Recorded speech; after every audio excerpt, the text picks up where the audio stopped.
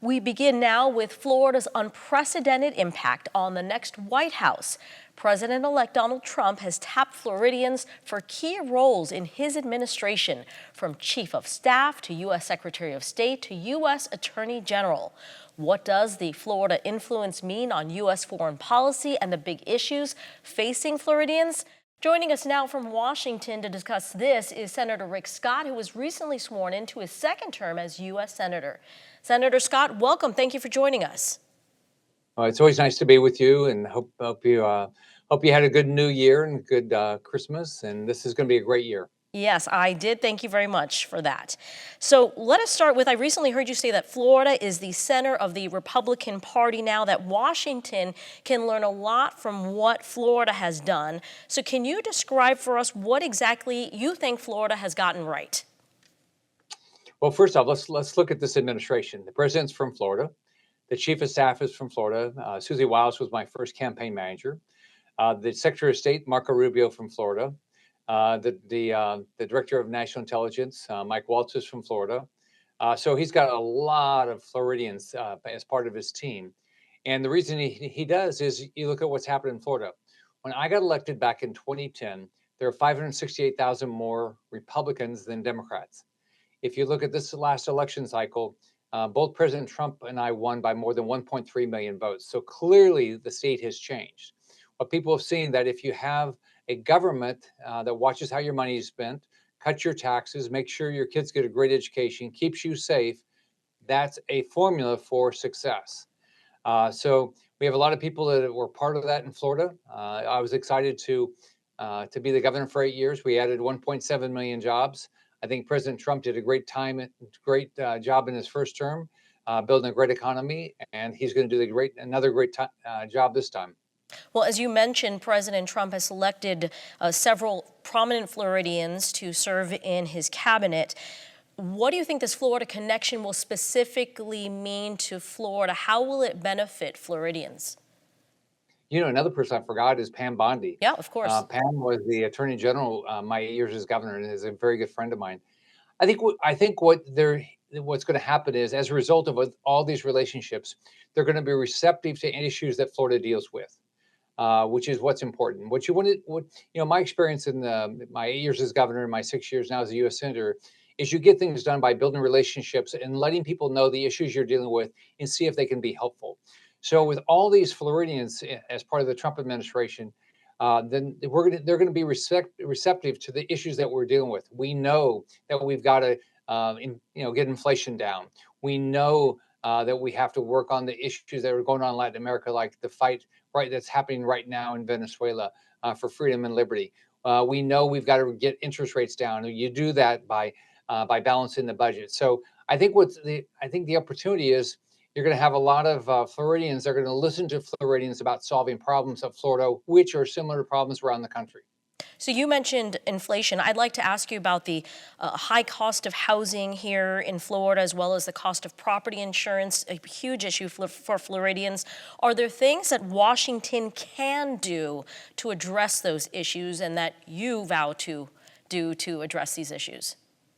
Well, first off, on the cost of housing, we've got to make sure that we have housing that the average worker has the opportunity to live in. As you know, I grew up in public housing. I know the importance of government being part of that. So we got to make sure our national programs through HUD are fully funded, and I'm going to make sure that happens. With regard to property insurance, significant issue in our state.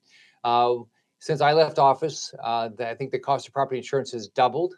And so we've got to figure that out. Now, that's a state issue, but what I'm trying to do at the federal level is give you a tax deduction on your federal tax return for your property insurance costs up to $10,000. What I'm trying to do is figure out, there's things that are clearly state. The state's going to have to figure out how to get property insurance rates down, car insurance rates down, but we can with the housing. Hopefully give you a tax deduction with regard to their cost of property insurance. Shifting gears here, President Trump has said he was looking at the possibility of pardoning the January 6 rioters. As you know, many of them were from Florida. Should he pardon the folks involved in January 6th? Well, I think first off, you should not be violating the law. I mean, nobody should be violating the law, and there ought to be equal. Um, you know, if you violate the law, we ought to all be treated the same.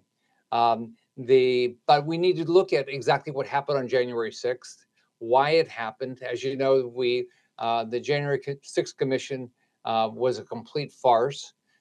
We know that that we don't have a lot of information out of the FBI how they prosecuted people and didn't prosecute people. So I think what President Trump will be doing, he'll be going through there very quickly and saying exactly what happened here, and let's treat people fairly. If you violate the law, you violated the law, and you should be held accountable.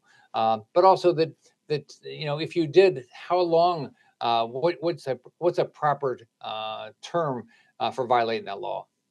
If I can end on this, Senator, President Trump received the highest percentage of votes on his third run for president, just under 50%. That's about 77 million Americans who supported him.